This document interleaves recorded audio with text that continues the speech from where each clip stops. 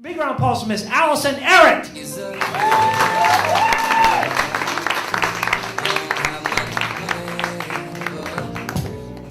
How's everybody doing tonight? Let's give it up for the comics so far, right? Everybody's doing a really good job. Say thanks to Tom Reel. He's doing an awesome job, and Ron back there running the sound. Yeah, like Tom said, I feel like I'm coming home. This is the first stage that I ever performed on, so when he asked me, I was just like, yay! But being from Philly, I can guarantee you that two things will always suck. Our sports teams and our women. It's really not true, because our sports teams are usually pretty good. They just don't know how to finish. Unlike the women. Yeah, that's right. I hear you, bro. Not enough of us out there. But I get a bad rep being from Philly, though. I had a guy come up to me after my show one night, and he's like, "Oh, so you're from Philly?" And I'm like, "Yeah." And he's like, "Wow, you don't seem like a piece of crap." I assure you I am. Yelp it. So he did. I'm up to 3 stars on Yelp. Amazing.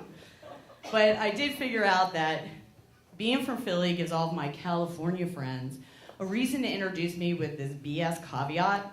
They're like, "This is my friend Allison. She's really loud and obnoxious. She uses the F word all the time, but you'll get used to her because she's from Philly."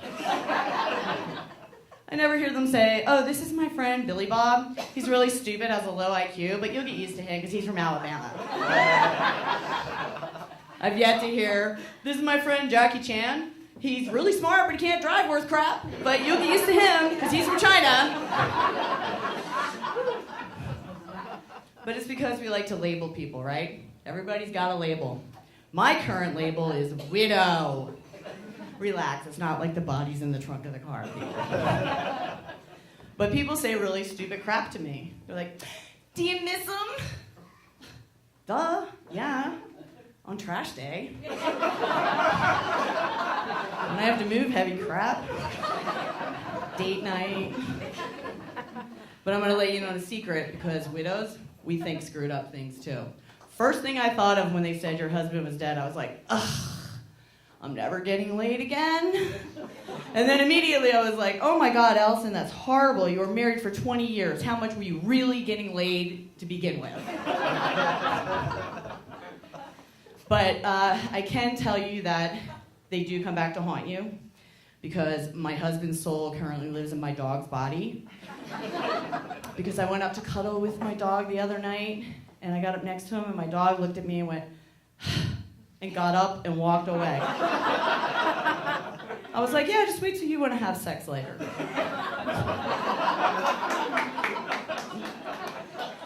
But it is a time that you can be completely self-indulgent. Like, I finally got to go out and buy the sheets that I wanted for the bed, and I couldn't wait to get home and go to bed, you know? And then that same day, I bought workout clothes, and it didn't seem to have the same effect. I don't know why.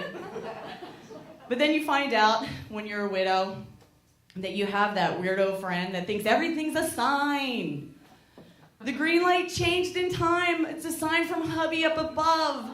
I'm like, look, if my hubby is up above, he's so busy skipping around joyfully that my family's nowhere to be found, that he doesn't have time to negotiate green light so I can get to the bars quicker, okay? Just saying.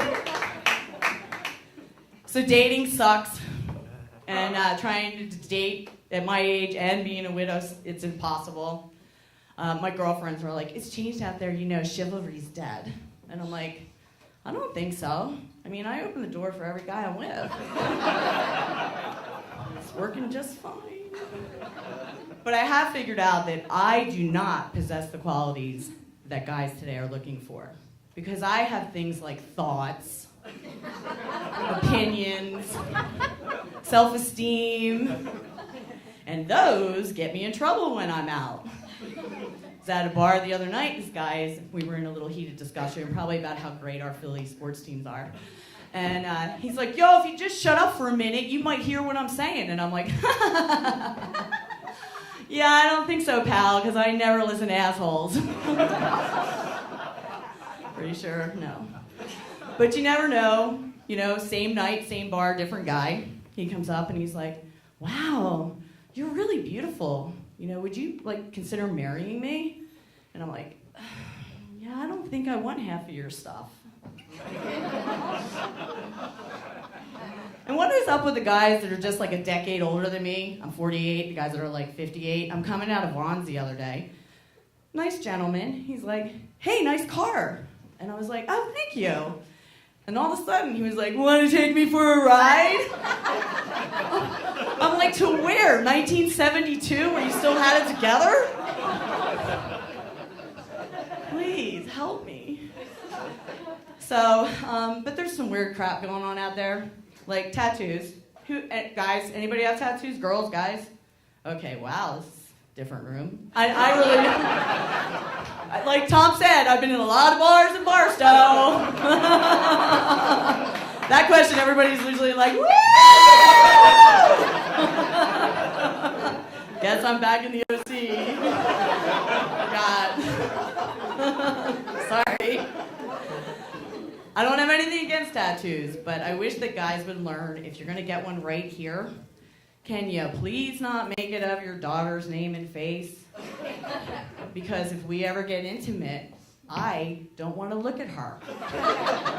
I mean, if you really want to turn me on, put one of your ex's name and face there.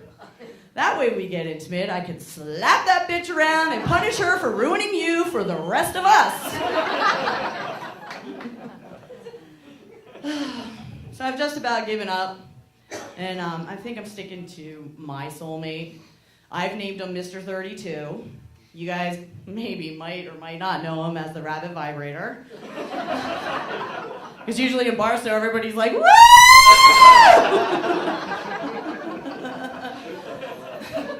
32 seconds gets me where I'm going with him. Problem is, that bastard takes 32 batteries to operate. But it's well worth that Costco battery run every 32 minutes. But I feel bad for him because, since he came aboard, I have a whole drawer full of those that just don't get used anymore. And I'm like, God, what am I gonna do with these things? I mean, it's not like I can put them out at my next garage sale. I got the memo, you uppity neighbors with the old porno collection. So I decided that we need to come up with a recycling program. You know how we have the e-waste for the electronics? Well, I think we should have a v-waste for the vibrators.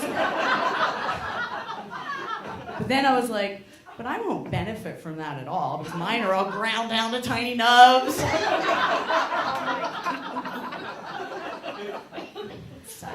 Sad that you're laughing at that. You're laughing at my pain.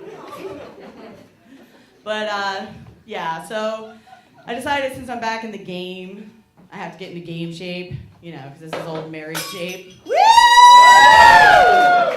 See, even in the OC, that gets a clap. In Barstow, somebody else would have picked up their glass and threw it right at you. Which I've actually had happen to me on stage. Fun times. So I'm trying to get into game shape, so I started carb loading. Not because I'm training, just because I freaking like them. But no, I was like, all right, Allison, seriously. It's time to get serious. You need to start avoiding things that make you fat. Like scales. And pictures. And mirrors. So much so that I'm moving, and I told the people of the new house, I'm like, no mirrors in the house. None. Because all of mine that are in my house have turned on me. They're like circus mirrors. Everything is distorted. Every day I have to walk from my shower to my closet sideways like a crab. It's like just to avoid the side view. Sorry, you're stuck with that view this whole time. But I started, decided, okay, well, I'll work out with my dog. I don't like that. And it's a lot of fun. But I noticed that he cheats along the way and he gets a drink out of the gutter. And I'm like, bro, not cool. Because you know that I will not drink out of the gutter unless I wake up in one. Because I have standards. I'm a lady. Which led me to my epiphany that it is not the diet and exercise I have a problem with. It's the fact that I love liquor. I just do. But not in an alcoholic kind of way. More in a I drink to make others more interesting kind of way. Or if we're ever going to have sex, you have to be a lot less ugly kind of way. But it really just comes down to this. I have a lot of guy friends. Surprise, surprise.